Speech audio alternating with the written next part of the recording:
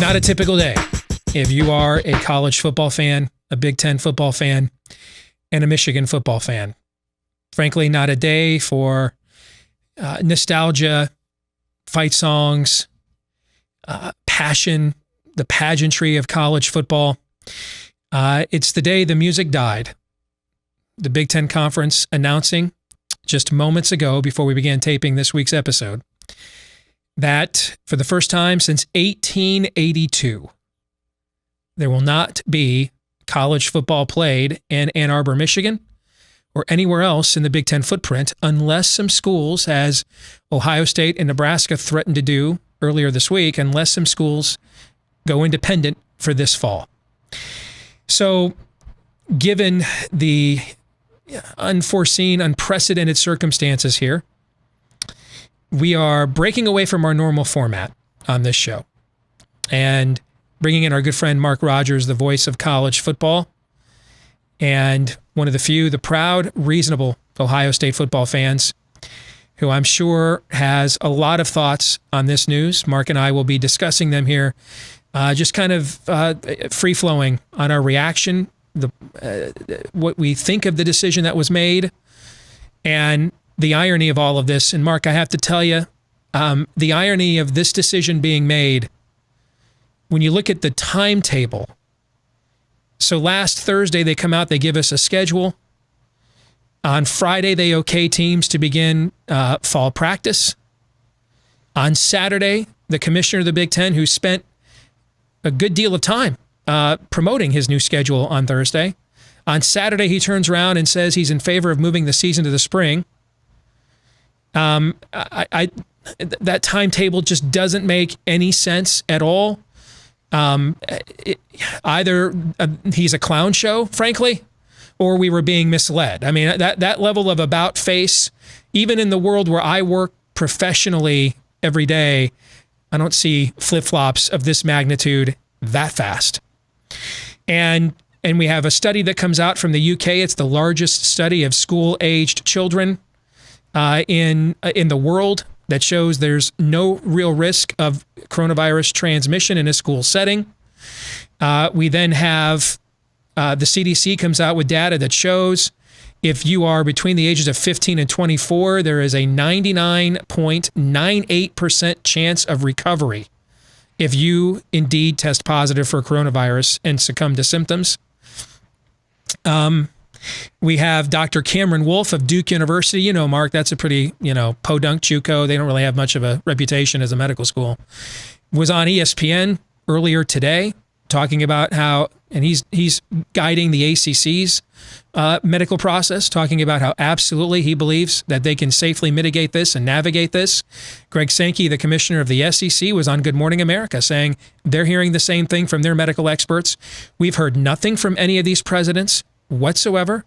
As far as we know, we've not seen any images or tweets of them visiting football practices anywhere in the Big Ten like we have seen the chancellors and the presidents do in the SEC and the ACC, for example. The president of Wake Forest University went down and met with the players on Monday and said, hey, where are you guys at with this? How safe do you feel? We have not seen any of that in our conference at all.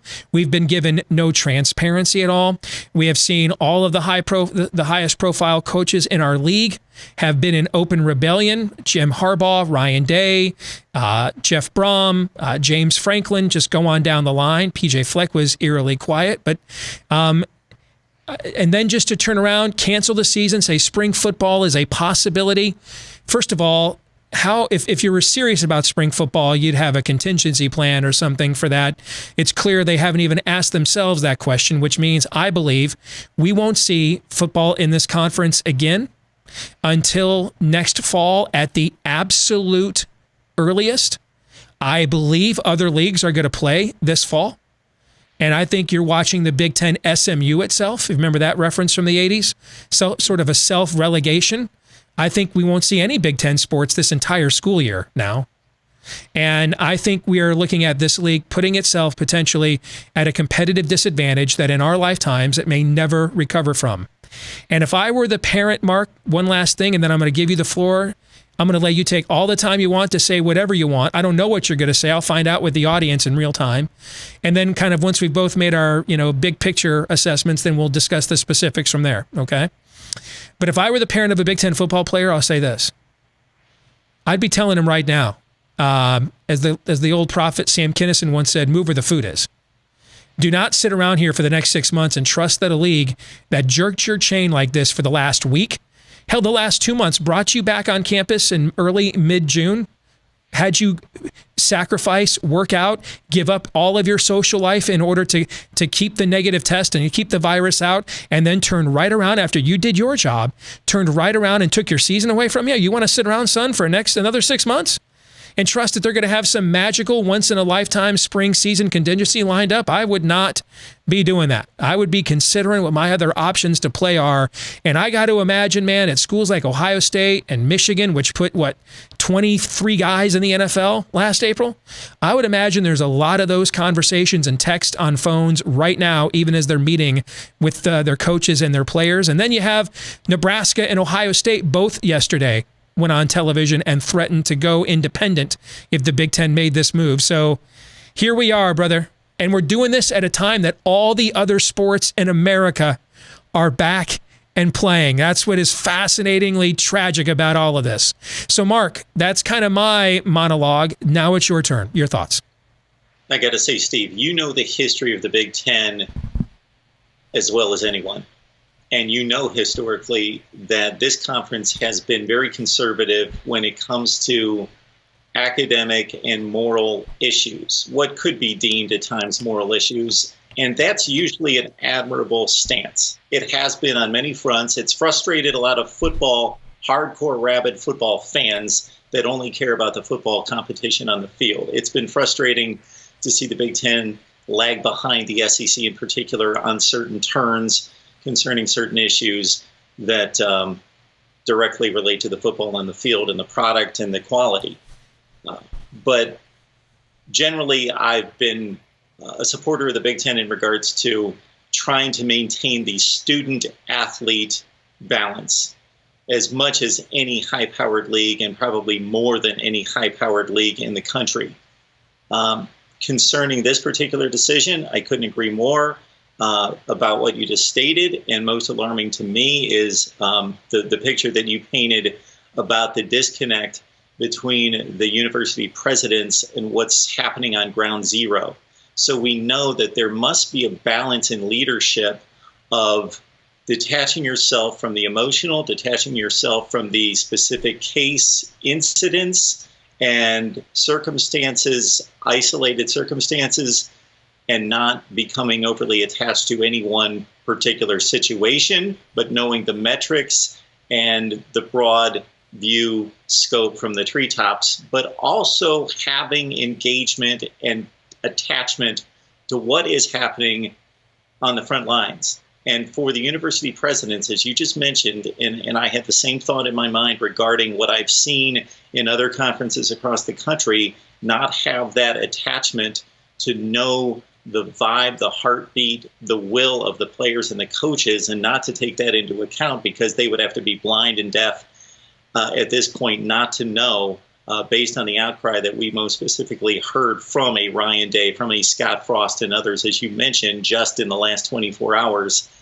is alarming. I thought the repeal of the vote, or what leaked out as a preliminary vote at 12-2, with only Nebraska and Iowa voting to play football, play fall sports, and that being repealed, I was hoping that that would speak volumes to say, hey, let's understand. Now we're seeing the visibility of our most popular and the face of the conference on many fronts come out against this. Let's pull this back and see where we stand, and maybe reach out to the other four conferences and see if we're missing something. I held out some hope for that. So you're starting to hear where I've landed on this. And I've taken this COVID situation, anytime I have had to address this, as you have, with all the comments and questions that we get on a daily basis, we have had to go from football experts, analysts of some variety, where that delves into organization and administration at times, and we're used to that. Now we've had to go into the medical field to a certain extent, and I pulled back from that to a certain extent in regards to trying to say that I know the outcomes, but I've tried to pull from as many sources as possible and reasonable sources to put some perspective on this. And I've tried to take this COVID situation as severely and serious as possible because, yes, for the people that are impacted, it is extremely serious. But as you gave us thought there regarding this latest study, and there are others out there that are credible studies, we are talking about a group of people that are least impacted by this. When we talk about risk-free, when we talk about risks that are inherent in life, I felt it almost ludicrous when I read the demands of the Pac-12 players that organized a couple weeks ago and sent their manifesto to Pac-12 Commissioner Larry Scott when they said that they wanted, quote, assurance of health. And that they're playing the sport, a collision sport of football, first and foremost. And secondly, we're all running a risk when we step outside our door each and every day. And to weigh the metrics and the percentages of the risk involved in this for this demographic and for the health conditions for this demographic, for these athletes, versus what they encounter in everyday life, I believe that the health risk was certainly worth it. And with some recent studies and information coming out in recent weeks concerning possible long-term effects, I was even trying to take that into consideration. Again, taking a very conservative approach to it, to put the health, of course, in front of the football. But I think as we've seen in society, a lot of people are not taking into consideration, and it must be the Big Ten presidents as well and commissioner, not taking the ramifications of all the other things involved. And I'm not just talking about money. I'm talking about, as you alluded to, who knows what the ramifications of this conference could be. We talk sometimes concerning huge events about the right side of history and being on the wrong side of history. Well, if there is a semi-successful conclusion to a football season involving the Big Ten's competitors in the SEC, the ACC, and the Big 12, then it is going to look horrible for this conference. And some of the things you're talking about could be decades in trying to repair the reputation of this conference as a football power.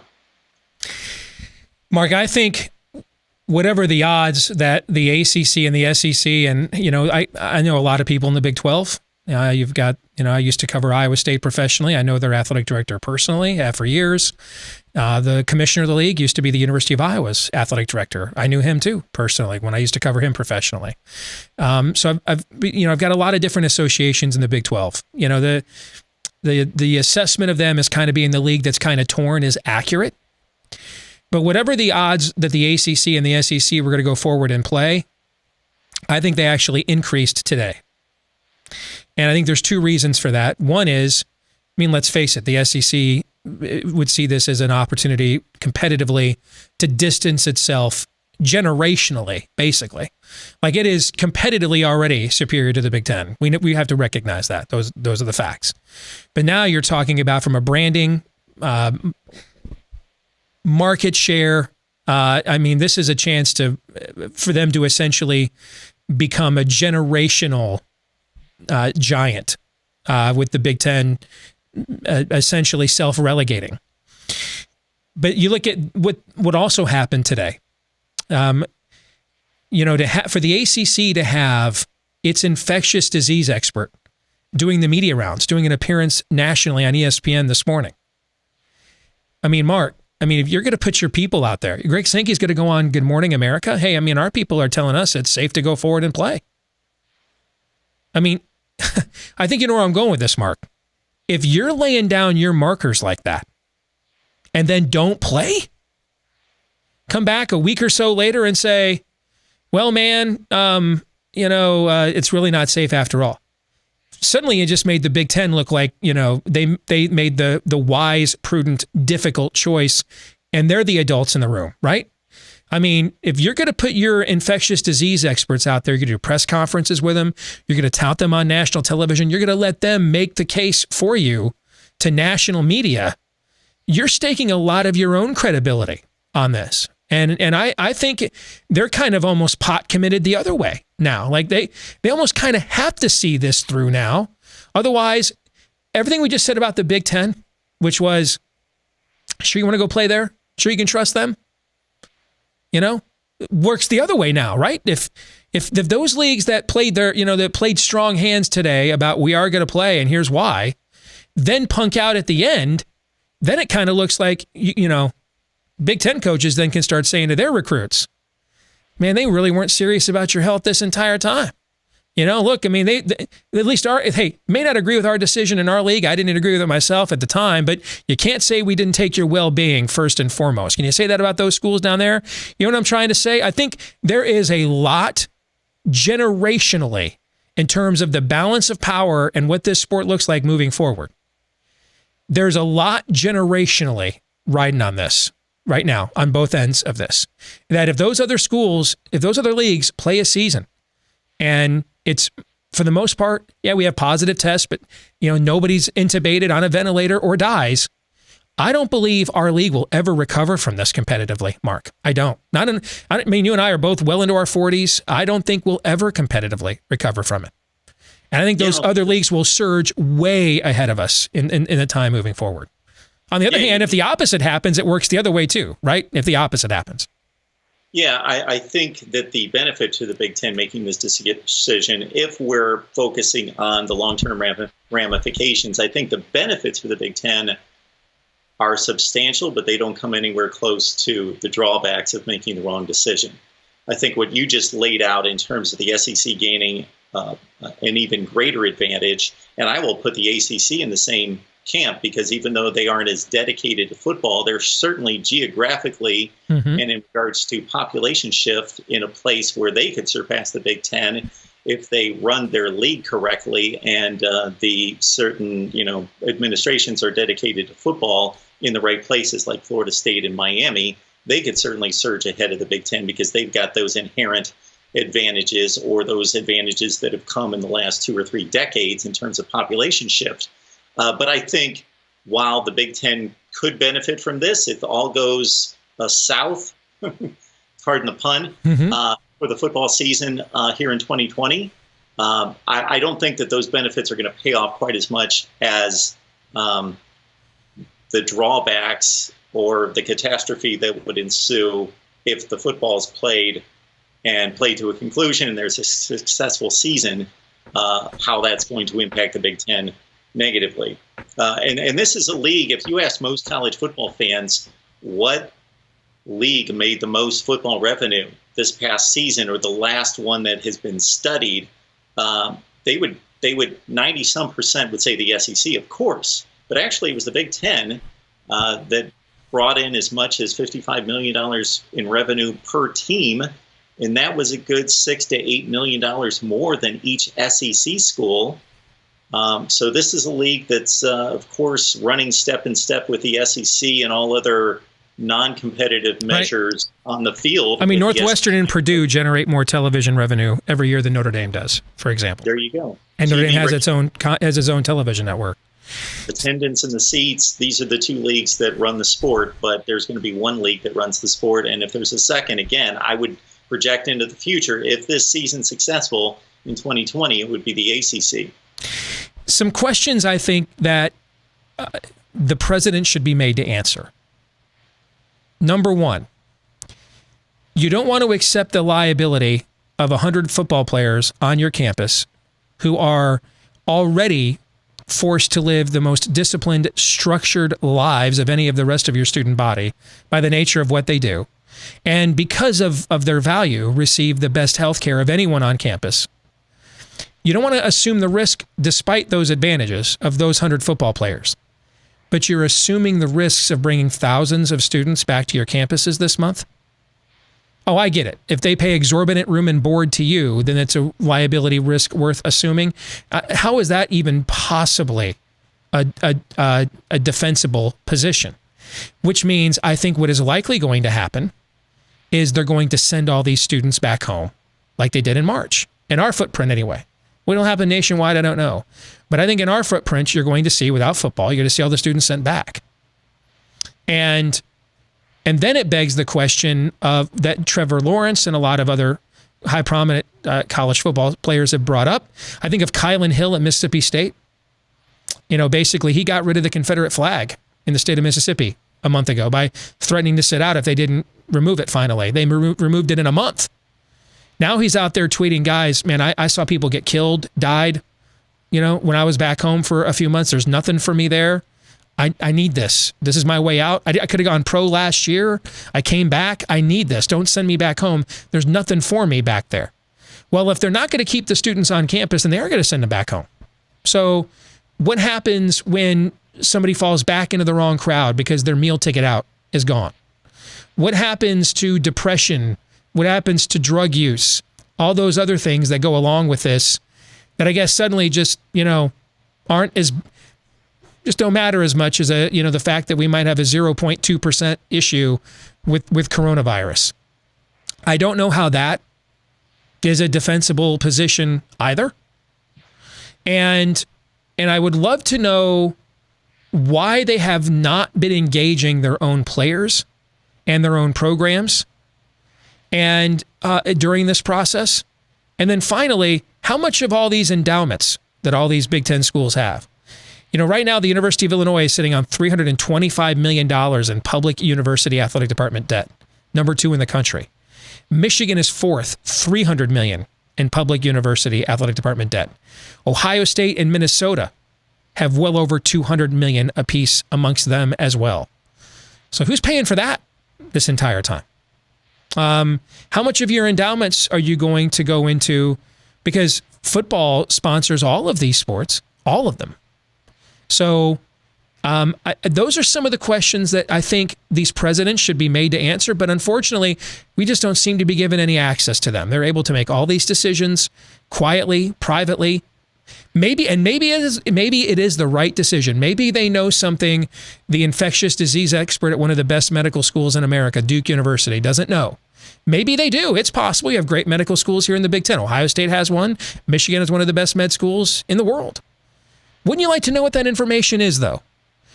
And furthermore, forget schmucks named Mark and Steve. Justin Fields isn't entitled to learn that information. He doesn't get to know. Ryan Day doesn't get to know. Jim Harbaugh doesn't get to know. Right? I mean, James Franklin's not entitled to know what that information is.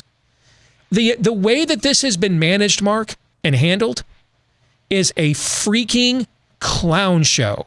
And these are supposedly the smartest people in the room, America's academics, America's intellectual elites, and this has looked like frickin' Dorf on golf, Mark.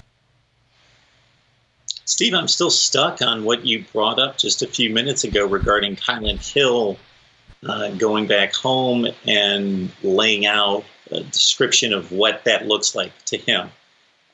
In a situation that we've been suffering through for the last 5 months, where we've largely ignored, people have been stuck on these whole numbers of cases tested positive, and deaths, not following the demographic lean that is severe to better understand, at least at that next level. We're just talking about a level 2, not a level 10, understanding of the impact of this virus.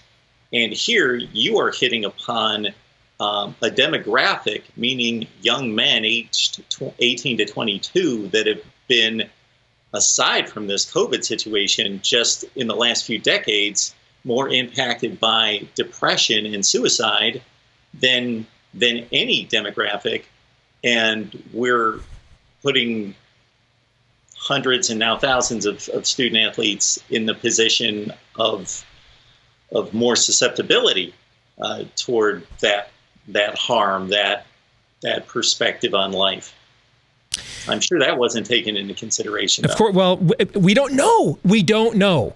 These guys made decisions that are cost how many people jobs in our footprint, how many businesses, bars, restaurants, clothers, how many of those are going to close down these a website like mine, Wolverine Digest? I mean, if we don't have any Big Ten sports, is Sports Illustrated going to continue to say, hey, we're invested at this level? We go a whole calendar year without any sports to cover. I mean, these guys made decisions without any transparency whatsoever that affect a lot more things than just, some odd, incident of liability 10 years from now that they're worried about. So was it simply the fear of litigation? That's what I keep coming back to, that being so strong to fly in the face of all other logic. Maybe, how about the litigation of, hey, you sent my baby home and he got shot up. Rather than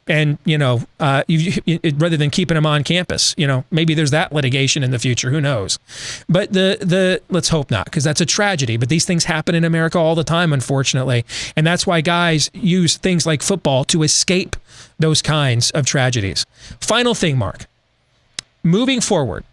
So Ryan Day went on ESPN yesterday and said, "Yeah, I'm with Scott Frost. We'll find a way to play any way we can."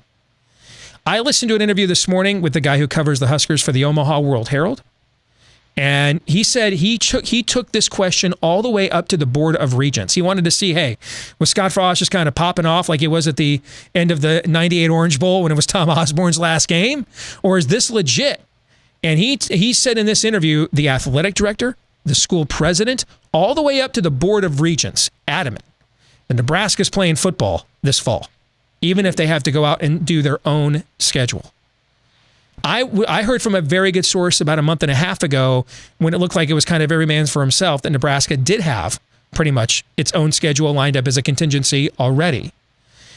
Do you think we're going to see? I mean, Jim Harbaugh's like, why would you shut us down? We had 353 consecutive negative tests. We've had 353 consecutive negative tests. Do you think we're going to see some saber rattling here that moves to actual action? That's, I think, is the big story. I think we both know Florida State's on the phone to Justin Fields right now. Hey, we could use a quarterback. You ever seen Mike Norvell's offense? We all know that's going on. But could we see programs essentially say, we are not going along with this. We're going to find a way to play football. If it means we got to join the Big 12, join the SEC, play independently, but our kids have worked too hard, we're playing. Do you think we're going to see Big Ten teams actually go forward with this? Well, I think it's going to be important which schools, well, it's not going to be the schools, it's obviously going to be the football programs, and yes, the schools, I guess, to a certain extent anyway. It's going to be important for them to move quickly to grab up those spots, because there's some math and logistics that need to be worked out when you assimilate into a league, as Notre Dame has, but that was already a natural fit to a certain extent. So there's only so many programs that can latch on to other conferences, and I don't know what all the logistics or math or how that could be worked out. It would have to be worked out. But yeah, I do believe, based on, maybe I was just too swayed by the fire in the eyes and the passion of a Scott Frost and a Ryan Day. Those are the two that hit home the most in regards to, they seemed extremely adamant. Now, Scott Frost more toward the lean of, if the Big Ten's going to decide this, sure, we want to play Big Ten football, of course, but if they don't, we're looking to play football. We are playing football. Ryan Day, it was more of a plea of, we as Ohio State are going to push for the Big Ten to play football. His was a less of a renegade speech.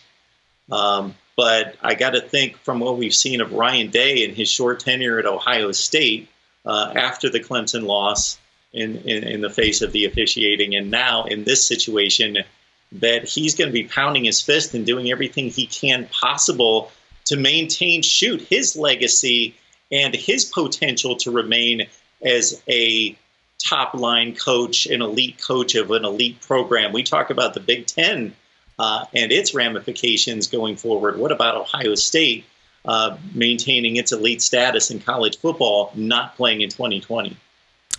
Mark Rogers, voice of college football. Thanks for joining us here today. Mark, always good to see you, brother. Take care.